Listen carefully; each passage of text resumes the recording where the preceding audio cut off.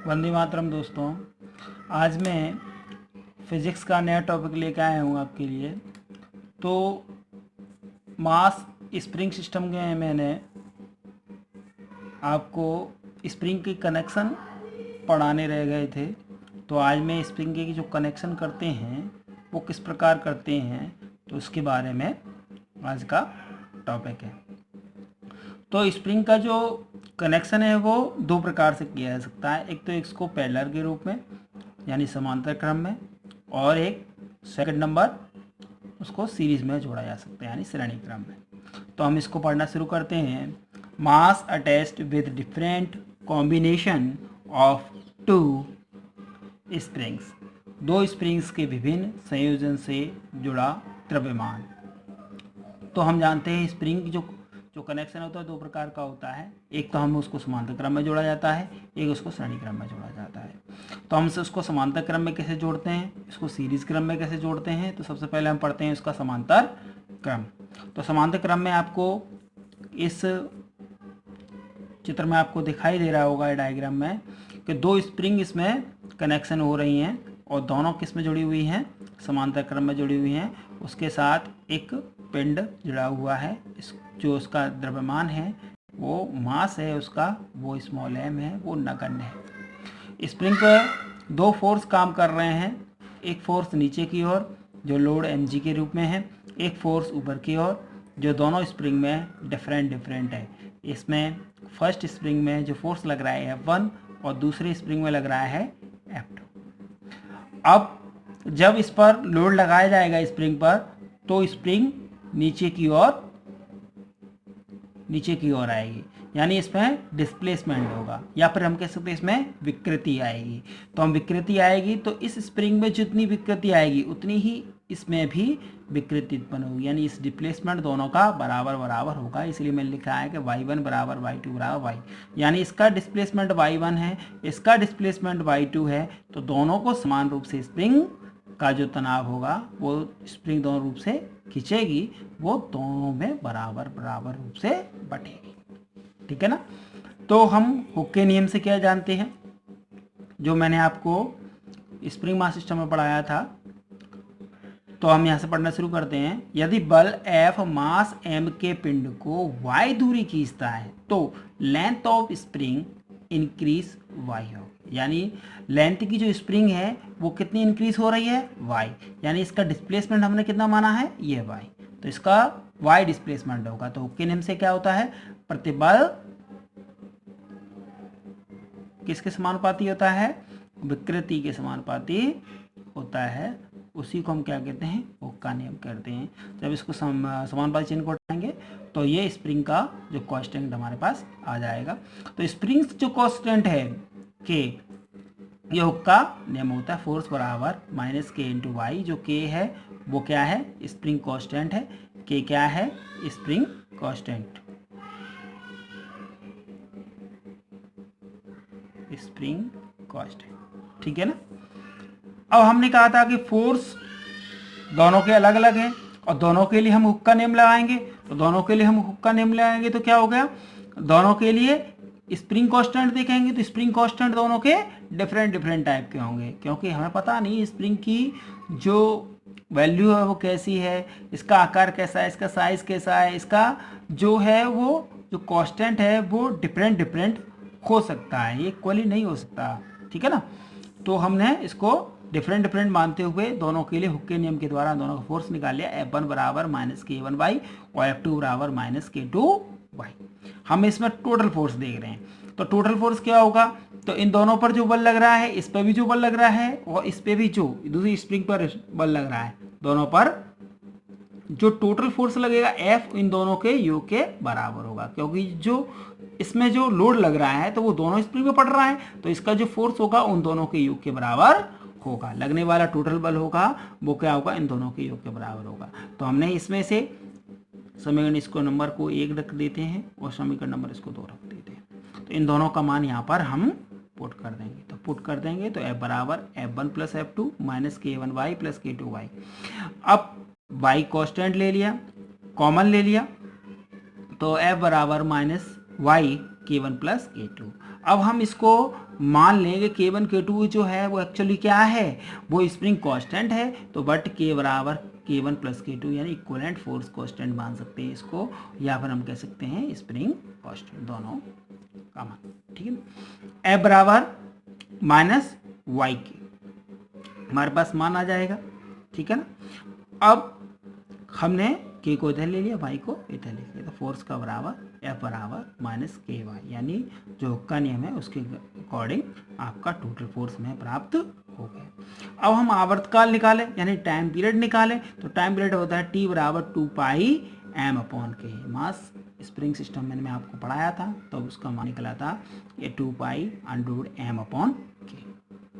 तो टी बराबर जो हमारे पास के का मान आया है वो क्या आया है, के का मान हमारे पास आया है K1 प्लस K2 ये माना है, तो ये के की जगह हम K1 प्लस K2 उस कर देंगे, तो हमारा ये जो कनेक्शन आ जाएगा वो हमारा क्या आ जाएगा, ये पैरेलल कनेक्शन आ जाएगा स्प्रिंग का, यानी स्प्रिंग को पैरेलल जोड़ते हैं तो उसका मान जो आवर्तकाल का मान होता है वो टी बराबर 2 पाई अंडर एम अपॉन के plus K2 K1 plus K2 होता है।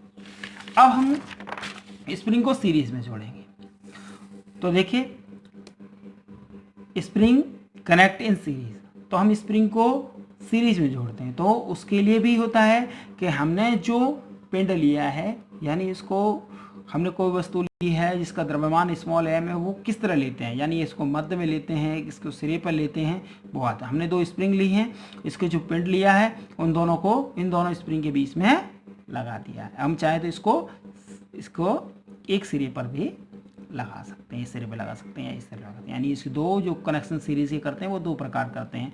एक करते हैं इसके मध्य में पिंड को रख करके, एक को करते हैं आपको किसी भी एक साइड पर स्प्रिंग को मतलब पिंड को रख करके। इसका डायग्राम ये भी होगा, इसका डायग्राम ये भी होगा। ठीक है, दोनों मैं किसी एक डायग्राम में समझा देता हूँ, इस डायग्राम को समझा देता हूँ। ठीक है ना।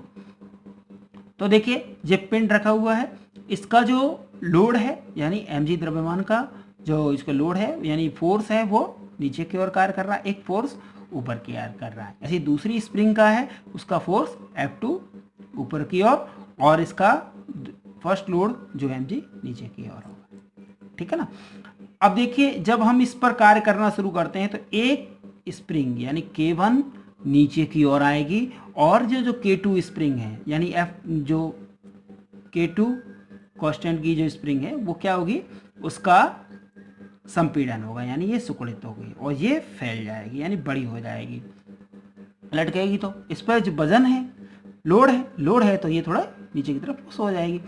तो इसको हम करते हैं, यदि इन दोनों के कांस्टेंट हम क्या ले लें, अलग अलग ले लें, इसका स्प्रिंग कांस्टेंट K1 ले लें, इसके स्प्रिंग कांस्टेंट हम K2 ले लें। ठीक है, एक फोर्स इसके लिए F1 हो गया और दूसरा फोर्स इसके लिए mg हो गया। इसी तरह इसके लिए फोर्स F2 हो गया और दूसरा फोर्स इसका mg हो गया।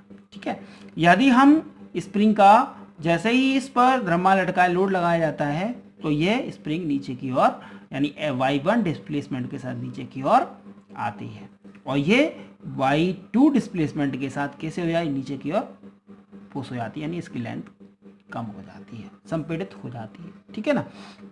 अब देखिए जितना पुश मतलब ये स्प्रिंग फैलेगी उतनी यह स्प्रिंग कैसी होगी, छोटी होगी। जब ये स्प्रिंग छोटी होगी यानी डिस्प्लेसमेंट हो रहा है दोनों में वो बराबर बराबर हो रहा है, तो हम कह सकते हैं कि एक स्प्रिंग जब इंक्रीज हो रही है तो एक स्प्रिंग डिक्रीज हो रही है, यानी दोनों का डिस्प्लेसमेंट बराबर बराबर होता है। हम करते हैं, यदि फोर्स वाला लेंथ ऑफ स्प्रिंग में इंक्रीज y होता है तो दूसरी स्प्रिंग की लेंथ में संपीड़न y होगा। मैंने ये समझाया कि जो स्प्रिंग इसमें इस डिस्प्लेसमेंट बढ़ रहा है तो इसका डिस्प्लेसमेंट भी बढ़ेगा क्योंकि ये छोटी होगी, यानी दोनों तरीके से दोनों ही स्प्रिंग बढ़ रही है, एक बढ़ रही है तो छोटी हो रही है, यानी अंतर दोनों में, विकृति दोनों में बराबर है, चेंजेबल दोनों में बराबर बराबर हो रहा है। तो हम मान सकते हैं कि y1 बराबर y2 बराबर y। अब दूसरा हम इसका जो हमने स्प्रिंग कांस्टेंट लिया, तो स्प्रिंग कांस्टेंट लिया तो वो हम क्या लेंगे, डिफरेंट लेंगे, ये समान नहीं ले सकते। तो दोनों हमने माना कि यदि K1 not is equal to K2 हो तो हम हुक्का नेम करेंगे, तो हुक्का नेम के जो फॉर्मूला होता है F बराबर माइनस के वाई इज डिस्प्लेसमेंट यानी विकृति है। यदि हम क्या मान लें कि यदि F1 और F2 दोनों बराबर ना हो, यानी इन दोनों पर लगने वाला जो फोर्स है वो अलग अलग होगा, क्यों अलग अलग होगा? क्योंकि ये किसी के यानी इस स्प्रिंग के सिरे पर है और ये स्प्रिंग के नीचे की ओर है, यानी नीचे की ओर है इसके, है ना। तो दोनों पर जो बल लग रहा है वो डिफरेंट लगा है। इसके लिए पुश के लिए लग रहा है, उसके लिए लटक ये वो स्वतंत्र प्रकार से इसको पिंड को ये तो उसको लटका रही है और एक सर पे रखा हुआ है यानी हेड पर रखा हुआ है, तो ये उसको पुश कर रही है। तो पुश कर रही है इसका मतलब दोनों पर लगने वाला जो बल होगा वो दोनों पर डिफरेंट होगा। इससे पहले हमने पढ़ा था पैरेलल में दोनों समान होते हैं, ठीक है ना। इसका जो बल होते हैं दोनों अलग अलग होंगे, ठीक है, बट डिस्प्लेसमेंट होगा वो दोनों का समान होगा। तो के नियम से F1 फोर्स होगा -K1y और दूसरा फोर्स होगा -K2y और टोटल फोर्स F बराबर F1 प्लस F2, यानी यहाँ पर जो फोर्स लग रहा है वो कितना लगेगा F1 यानी इसका फोर्स और इसका फोर्स, दोनों को फोर्स को जोड़ लेंगे तो हमें पता चल जाएगा इस पिंड पर कितना फोर्स लग रहा था। दोनों को फोर्स लग गया तो दो फोर्स लग रहे हैं F1, दोनों का हम मान पुट कर देंगे। जो F का मान आएगा वो रख देंगे हम, कौन से F का जो ओके नियम से आया समीकरण 1 से मान रख देंगे, F का मान रख देंगे, F1 का मान रख देंगे और F2 का मान, तीनों का मान हम इस समीकरण नंबर 2 में रख देंगे, जिससे मान आ जाएगा आपका -Ky बराबर -K1y1 प्लस K2y2। यदि दोनों ये दोनों सभी डिस्प्लेसमेंट है वो इक्वल है, सभी स्प्रिंग पर जो डिस्प्लेसमेंट हो रहा है दोनों पर स्प्रिंग पर वो समान होता है, तो हम जो y1 और y2 है इसको हम किसके बराबर मान लेंगे, किसी एक के बराबर मान लेंगे, यानी y2 को y1 के बराबर मान लेंगे। तो ये y1 है ही, अब y2 की हमने y1 रख दिया, दोनों को जोड़ा K1y क्या आएगा, y इसमें से हम कॉमन ले लेंगे, y लेंगे तो Ky equal to y K1 plus K2 हो जाएगा। अब माइनस से माइनस कट ही गया, अब k बराबर आ जाए K1 प्लस K2 और टाइम पीरियड का जो फॉर्मूला होता है t बराबर 2π√m/k। तो जो हमारे पास k का मान है वो यहाँ पर हम पुट कर देंगे, ठीक है ना, इसके मान वाला इसमें पुट कर देंगे तो t बराबर 2π√m/k+2। यही पैरेलल का यानी समांतर क्रम में जो स्प्रिंग जोड़ी थे ये सेम टू सेम इसका फॉर्मूला, यानी सीरीज में जब पिंड क्या हो, मध्य में हो, मिडल में लगा हो, कनेक्ट हो, तो उसका जो आवर्तकाल का जो फॉर्मूला होता है, टाइम पीरियड का जो फॉर्मूला होता है, वही फॉर्मूला समांतर क्रम में पैरेलल में होता है, दोनों का समान। मैं आपको दिखा देता हूँ, ये मान इसका है, सीरीज कनेक्शन में है और ये आपका पैरेलल कनेक्शन में हो रहा है, तो पैरेलल कनेक्शन का भी ये सेम टू सेम फॉर्मूला प्राप्त होता है। अब नेक्स्ट जो कनेक्शन लेते हैं वो कनेक्शन होता है आपका किसका, यदि स्प्रिंग का जो पिंड है वो कैसा हो, एक सिरे पर लगा हो, यानी किसी एक सिरे पर, हमने यहाँ सिरे पर लगाया इस साइड, पीछे स्वतंत्र रूप से दोनों स्प्रिंग कनेक्टेड है और ये लटक रहे, तो इस पर दोनों पर फोर्स काम करेगा, इस पर F1, इस पर F2 फोर्स कार्य कर रहा है, इसका डिस्प्लेसमेंट y1 होगा, इसका डिस्प्लेसमेंट y2 होगा, ये मध्य में। एक तरह से उदाहरण भी दे सकते हैं कि जैसे कि नदी के किनारे पर जब नदी का प्रवाह होता है, सब आदमी आपस में मिलकर हाथ मिलाते मिलाते हुए क्या करते हैं, चलते जाते हैं। जैसे कोई पर्सन होता है तो वे नदी के अंदर जाते हैं तो दोनों हाथों से जोड़ते, दोनों हाथ मिलाते हुए क्या करते हैं, वे उस नदी को जाते हैं, जिससे इन दोनों पर, एक और पर्सन मिला देता हूँ आपको, और ये तीनों पर्सन जैसे मान लो चलो नदी के अंदर जा रहे हैं तो रस्सी का बांध का यूज करते हैं, तो इस पर जो बल लग रहा है, ठीक है ना, वो सभी बलों पर बल जो होते हैं समान समान लगता है, यानी ये जो व्यक्ति इसको खींच रहा है, इसको खींच रहा है, तो यानी जिस लास्ट वाला पर्सन है ये वाला, ये पिंड मान लो और ये दोनों क्या हो गए, दो स्प्रिंग मान लो, तो इन दोनों को स्प्रिंग जो खेल रहे हैं तो इस पर जो बल लगेगा इस पर लगेगा, वही बल इस पर लगेगा समान रूप से। तो इसी तरह इसमें भी यही करना है, तो जब हम इसमें पिंड पर बल देखते हैं तो बल दोनों होते हैं ना, उस पर सब पे बराबर बराबर होता है, यानी फोर्स जो लगेगा F1 बराबर F2 बराबर F, यानी टोटल F जो फोर्स निकलेगा वो भी बराबर बराबर होगा सब में, यहाँ पर जो बल लग रहा है। इन दोनों की स्प्रिंग कांस्टेंट हम क्या मानते हैं, इसको K1 मानते हैं, इसको K2 मानते हैं, यानी डिस्प्लेसमेंट हो रहा है वो y से हो रहा है, पर डिस्प्लेसमेंट जो है वो दोनों का अलग अलग, क्यों, ये कनेक्शन के ऊपर है ये वाला। अब जैसे ये व्यक्ति है इसको खींच रहा है, इसकी दूरी ज़्यादा हो और इसकी दूरी ज़्यादा हो। ये खींचने के ऊपर है, हाथ के ऊपर, जो हाथ कोई बढ़ाकर इंक्रीज करके उसको बढ़ाते हैं, कोई बिल्कुल सटका करके उसको खींचने की कोशिश करता है। तो इसे जो डिस्प्लेसमेंट होता है ना, वो स्प्रिंग का असमान होता है, वो डिफरेंट होता है। जैसे जो स्प्रिंग है वो जिसका जो तन्यता आएगी वो थोड़ी सी है, इसकी तन्यता होगी वो इस लोड पर, यानी इसकी तन्यता ज़्यादा होगी, जब लोड इस पर लेंगे तो इसकी ऊपर ज़्यादा होगी, इस पर थोड़ी कम होगी। तो इसकी जो डिस्प्लेसमेंट यानी इसकी जो विकृति है वो डिफरेंट टाइप की विकृति होगी। कोई ज़्यादा खींच सकता है, कोई कम खींच सकता है। तो हम कह सकते हैं कि इसका जो इसका डिस्प्लेसमेंट है वो डिफरेंट है, यानी इसकी जो विकृति है वो डिफरेंट है। हम इसकी टोटल डिस्प्लेसमेंट देगा तो टोटल y की क्या होगी, इसकी डिस्प्लेसमेंट y1 हो रही है और इसकी डिस्प्लेसमेंट y2 हो रही है, तो टोटल डिस्प्लेसमेंट y क्या होगी, दोनों को ऐड करेंगे तो हमारे पास टोटल डिस्प्लेसमेंट हमारे पास y प्राप्त हो जाएगी। फिर हम हुक के नियम का प्रयोग करेंगे तो f बराबर माइनस के वाई, f1 बराबर माइनस के वन वाई और f2 बराबर के टू बाई टू हो जाएगी। ठीक है ना। अब हम फोर्स का मान निकालेंगे तो फोर्स पर जो बल लग रहा है वो फोर्स की जगह हम क्या करेंगे, यहाँ फोर्स नहीं लगा सकते क्योंकि फोर्स के मान तीनों ही इक्वलेंट है। तो ऐसा फॉर्मूला यूज करेंगे जिससे हमें इसके मान हमें k के मान पता चल जाए, क्योंकि आवर्तकाल में हमें k निकालना है। तो k निकालेंगे तो यहाँ से हम क्या निकाल लें, y निकाल लें और उस y का मान इस समीकरण में टोटल डिस्प्लेसमेंट इस इक्वेशन में वोट करते हैं, क्योंकि हमारे पास टोटल डिस्प्लेसमेंट आ रहा है, टोटल फोर्स नहीं आ रहा है। तो हम इसमें से टोटल फोर्स के माध्यम से हम k का मान ज्ञात कर सकते हैं। तो हम क्या करेंगे, इसमें से y का मान निकाल लेंगे। तो इसमें हमने y का मान निकाला, y बराबर माइनस एफ, उसको पचंद्रण कर दिया तो f1 के, इसमें माइनस f1 k1 और y2 बराबर f2 k2 हो जाएगा। ठीक है ना। फिर हम टोटल डिस्प्लेसमेंट में जो मान आए हैं उनको पुट कर देंगे। तो देखो हमने पहले लिख लिया, माइनस चिन्ह हटा देंगे क्योंकि सब में बराबर बराबर माइनस आ रहा है, तो दोनों को जोड़ेंगे तब भी ऐड करेंगे, ये माइनस का रहेगा, इसके बराबर होगा तो माइनस कट जाएगा। तो हमने सब मान पॉजिटिव रखे हैं यहाँ पर। ठीक है ना, ये सभी मान हमने पॉजिटिव यहाँ से पुट कर दिए हैं। और f बराबर f1 बराबर f2, ये तो हमारे पास इक्वेशन ही आई थी, तो हम ये दोनों सब बराबर हैं तो आपस में कट जाएंगी। तो 1/k बराबर 1/k1 प्लस k2, ये क्या है आपका एलसीएम ले लेंगे k1 k2 से, तो हमारे पास k का मान k1 k2 upon k1 plus k2 आ गया। इसमें हम केस लगाएं कि k1 k2 मान के चलो दोनों स्प्रिंग का जो स्प्रिंग कांस्टेंट है वो इक्वल हो, बराबर हो, तो हम क्या करेंगे, तो बराबर है तो क्या होगा, किसी एक को हम इसके बराबर मान लें। जैसे हमने k2 को k1 के बराबर मान लिया, तो हमने जो k2 की जगह हमने k1 पुट कर दिया, हमारे पास जो फॉर्मूला आएगा k1 स्क्वायर अपॉन 2k1 और k बराबर k1 अपॉन 2, और टाइम ऑफ पीरियड निकालेंगे, टाइम ऑफ पीरियड का फॉर्मूला वही होगा 2 pi upon under M upon K. तो ये जो मान आएगा ये सही, ये मान सही नहीं है, ये मान नहीं आएगा। क्या आएगा हमारे पास, जो अंडर एम है और एक 1/k है, तो 1/k का मान क्या है, 1/k का मान क्या है आपका, ये देखिए 1/k का मान है 1/k1 प्लस 1/k2।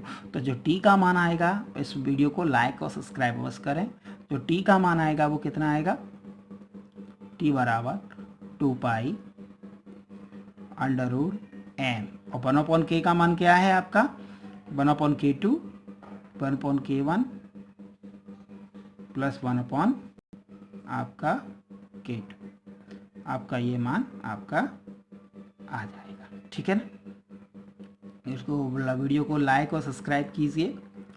नेक्स्ट आता है इस पर न्यूमेरिकल। तो न्यूमेरिकल इस पर क्या आएगा, एक हल्के स्प्रिंग से 1 kg का बांट लटकाने से वह 1 सेकेंड में 4 दोलन करता है। ये न्यूमेरिकल है स्प्रिंग पर। उसी स्प्रिंग से 4 kg का बांट लटकाने पर वह प्रति सेकंड कितने दोलन करें, यानी वो वाइब्रेटिंग कितना करेगा। यदि किसी स्प्रिंग को हम 1 kg का, पहले हमने किसी स्प्रिंग का क्या किया, हमने 1 kg का बांट लटका दिया 1 kg का, फिर हम क्या कर रहे हैं उस पर, वो 1 सेकंड के लिए लटकाया है, और फिर हमने इस स्प्रिंग पर क्या कर दिया है, हमने 4 kg का बांट निकाल दिया। तो 4 kg पर लटकाने पर वह कितने सेकंड दोलन करेगा। ये आपका होमवर्क है। सेकंड क्वेश्चन 8 × 10³ न्यूटन पर मीटर कांस्टेंट वाली स्प्रिंग के सिरों पर क्रमशः 80 ग्राम एंड 70 ग्राम के द्रव्यमान मास जुड़े हैं तो उनके दोलन वाइब्रेटिंग की फ्रीक्वेंसी ज्ञात कीजिए। आपको उसकी फ्रीक्वेंसी ज्ञात करनी है। आप किस तरह ज्ञात करोगे, ये होमवर्क है, और फिर आप मुझे इसको मेरी ईमेल आईडी पे इसको सेंड कर सकते हैं। ठीक है, तो मैं पहले बताता हूँ कि एक अल्फे स्प्रिंग से 1 kg का हमने क्या किया है, बाट लटकाया है, तो वो 1 सेकंड में क्या कर रहा है, 2 दोलन कर रहा है। तो हम सबसे पहले इसका सॉल्यूशन करने से पहले हम जानते हैं कि इस जो आवर्तकाल की यानी सॉल्यूशन हम कर रहे हैं फर्स्ट का, हम जानते हैं टाइम ऑफ पीरियड कितना है। तो टाइम पीरियड टी का जो स्प्रिंग में फॉर्मूला होता है वो क्या होता है, 2 pi under root M upon, ये फॉर्मूला होता है। ठीक है, अब हम कह रहे हैं कि जो इसकी जो पहला केस है, इसका जो फर्स्ट केस है वो हम पढ़ते हैं। तो फर्स्ट केस में इसमें देखिए कि 1 kg का बार लटका रहे हैं, वो सेकंड में 4 सेकंड तक उसको दोलन करता है। तो हमने पहले क्वेश्चन के लिए हमने क्या निकालना है, इसकी फ्रीक्वेंसी निकालनी है। तो हमने फ्रीक्वेंसी निकालेंगे तो पहले फ्रीक्वेंसी का फॉर्मूला चाहिए। तो फ्रीक्वेंसी n बराबर क्या होता है, 1/t। फ्रीक्वेंसी का फॉर्मूला n/t। यदि हम n निकालेंगे तो क्या होगा, 1/t का, तो 1/2 पाई अंडर रूट में k अपॉन m, ये फॉर्मूला उल्टा हो जाएगा, n आ गया। ठीक है, अब पहला केस बता रहा है कि 1 सेकंड में क्या कर रहा है, 4 दोलन कर रहा है। कितने सेकंड कर रहा है, 1 सेकंड में 4 दोलन, यानी n का मान हमारे पास, ये इक्वेशन फर्स्ट है, ये टाइम पीरियड है, और ये आपकी फ्रीक्वेंसी है। ठीक है ना, ये आपकी फ्रीक्वेंसी है। तो हमने फ्रीक्वेंसी का जो फॉर्मूला है इसको हम इक्वेशन नंबर 2 मानते हैं। तो हम केस फर्स्ट यूज करते हैं। तो केस फर्स्ट के लिए हमने क्या हुआ, फ्रीक्वेंसी का मान दे रखा है, और केस फर्स्ट हमारे पास दे रखा है कि 4 कंपन पर सेकंड, यानी 4 कंपन पर सेकंड n का मान केस फर्स्ट में दे रखा है। 1 सेकंड में 4 दोलन करता है, तो 1 सेकंड में 4 दोलन कर रहा है। इसको हम क्या कर देंगे, पुट कर देंगे। और m का मान दे रखा है इसने कितना, 1 kg। ये सभी मान समीकरण 2 में पुट करेंगे तो 4 बराबर 1/2 pi under root k upon m। ठीक है, इसके बाद ये हमारे पास इक्वेशन नंबर आ गई 3rd। अब हमारे पास जो मान दे रखा था m का 1 kg, वो यहाँ पर पुट कर दो, यानी 4 बराबर 1/2 pi under root k upon 1। ठीक है, ये इक्वेशन नंबर 3 है। केस नंबर सेकंड, अब ये केस नंबर सेकंड क्या बोल रहा है कि हमें इसकी स्प्रिंग में 4 kg का वाट लगाना है। कितना kg का निकालना है, 4 kg का। तो हमारे पास जो फ्रीक्वेंसी आएगी, जो फ्रीक्वेंसी का फॉर्मूला n बराबर 1/2 पाई और अंडर रूट k। अब यहाँ पर हमने कितनी स्प्रिंग का लटकाना है, जो हमें करना है वो करना है आपको 4 kg का वाट, यानी m का मान दे रखा है, यहाँ पर कितना दे रखा है, 4 kg। तो यहाँ अपन पुट कर देंगे 4, इक्वेशन नंबर 4।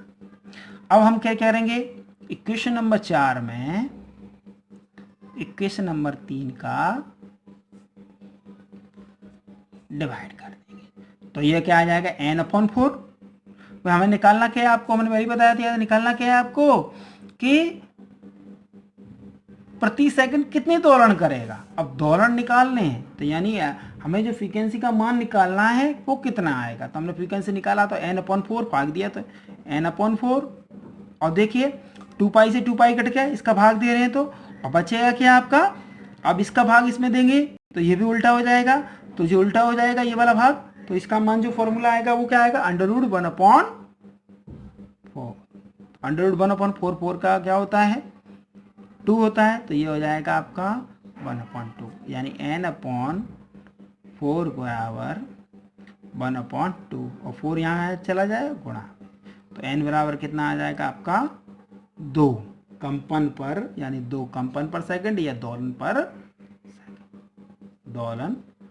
पर ठीक है ना।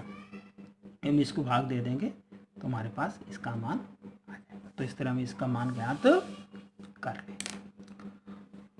इस वीडियो को लाइक कीजिए, शेयर कीजिए, सब्सक्राइब कीजिए।